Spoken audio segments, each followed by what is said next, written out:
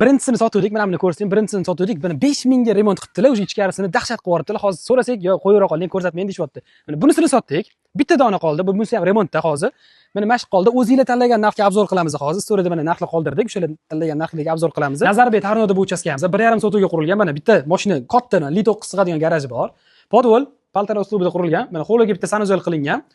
Hop, 3 ta xonasi bor. Undan tashqari oshxona va katta hol bor. Zal sifatida foydalansanglar ham bo'ladi. Faqat malarka ishlatsanglar bo'ldi, bemalol ko'chib kira olsanglar bo'ladi. Mana bu yoq taraf oshxonasi bo'ladi o'zini. Elektrika, santexnik ishlari hammasi bitirilgan.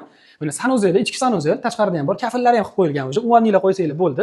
Katta hol bo'ladi bu yoq taraf. Mana bu yerda bitta xonasi, bu yerda mana yana bitta xonasi bor. Bu ikkalasi zal bo'ladigan bo'lsa, mana bunisi spanniy bo'ladi. O'zini mana sanuzeli bor. 3-chi sanuzel ekan bu o'sha. Bu yerda mana ardam shunaqa bo'ladi. Orqa hovlisi ham bor havo aylanishga. Qaranglar, nasiya savdoga ham olsanglar bo'ladi. Mana o'rtadigini nasiya savdoga baraka qilishgan. Agarda qo'lingizda 40 ming pulinglar bo'ladigan bo'lsa, mana shu uchastkamizni olsanglar bo'ladi. Faqat ishonchli odamga berar ekanlar.